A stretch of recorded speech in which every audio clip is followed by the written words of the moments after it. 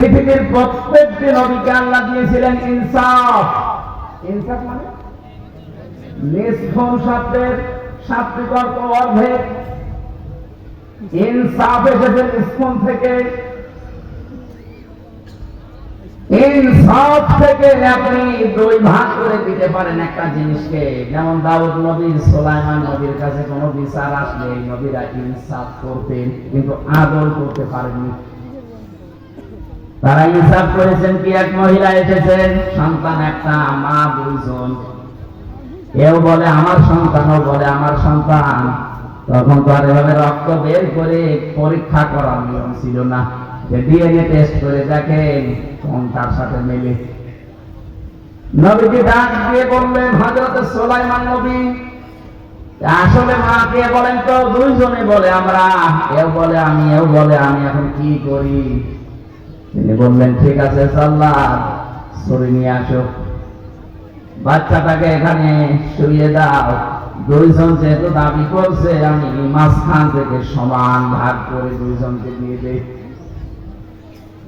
আসল যে মা আছে, ওই মা বলছে না আমার সন্তান লাগবে না, দিয়ে দিলাম আমি। আর যেটা নকল মা সেটা এসেছে, ওইটা বলছে ঠিক আছে আপনি তাই করেন। হযরত সুলাইমান বুঝে ফেলেছেন যে আসল মা কোনটা। এখান থেকে কি বোঝাতে চাই আমি, অন্যান্য যত নবী আল্লাহ দুনিয়ায় পাঠিয়েছেন তারা ইনসাফ করেছেন সমান সমান, কিন্তু আমাদের যে নবী মুহাম্মদ রাসূলুল্লাহ, উনি শুধু ইনসাফ করেননি, উনি এই পৃথিবীতে আদল কায়েম করেছেন। আইন দাল লাম আদল মা মানালা দাল লগাতানা সারহা। আদল কাকে বলে, কত প্রকার, কে কি? প্রথম আদল হবে তিন প্রকার। তাফসীরে ফি জিলালিল কোরআন, প্রথম আদল আপনি করবেন আল্লাহর সাথে, দ্বিতীয় আদল হবে রাসূলুল্লাহর সাথে, তিন নাম্বার আদল হবে পৃথিবীর সৃষ্টি জগতের সাথে। এবার আসেন তো আমরা মিলাই আদলগুলো। নবীকে শুধুমাত্র মনে রাখবেন ইনসাফ দেওয়া হয়েছে, আদলটাও আলাদা ভাবে আল্লাহ দিয়েছেন।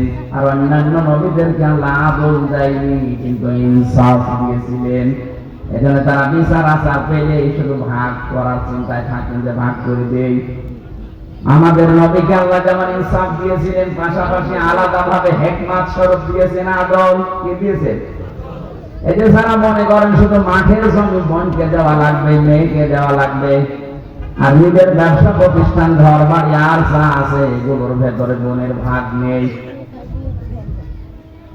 কত মানুষ ধান্দা করে মানিয়েছে যে না, এ বাড়ির সম্পদ, দোকানপাট, এগুলো ব্যবসা বাণিজ্যের মাল যদি বোনকে দেওয়া লাগে তাহলে তারা থাকে কি এখানে, সবই তো দিয়ে দিলাম।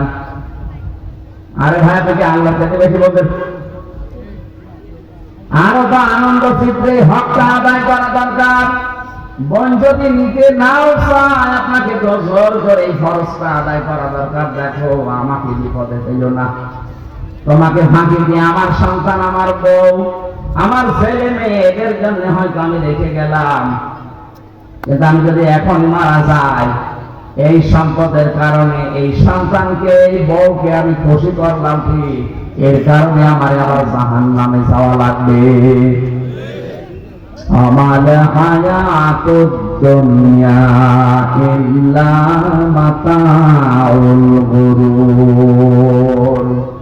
আল্লাহ পাক বহুবার আয়াতটা দিয়েছেন কোরআনে, দুনিয়ার মানুষেরা ভালো করে শোনো, পৃথিবীর জমিটা একটা ধোঁকা। এটা কোরআনটাই ধোঁকা। আপনার বউ আপনার জন্য ধোঁকা। কি মনে করেন যে খুব ভালোবাসে আপনাকে? হ্যাঁ ভালোবাসে। আজকে যদি আপনি মারা যান, আপনার এই 20 বছর, 25 বছর, 50 বছরের এত বড় আদরের ভালোবাসার সংসার করা বউকে যদি কেউ বলে, স্বামী তো এতদিন আপনার কাছেই ছিল, এতদিন ছিল খাটে, এখন থাকবে খাটের নিচে। খাটের নিচে শুধু একটা গর্ত করে আমরা এখানে কবর দিয়ে রাখি। কোন বউ আছে রাজি হবেন আপনি বলেন? বউ না, আপনি নিজেও রাজি হবেন না।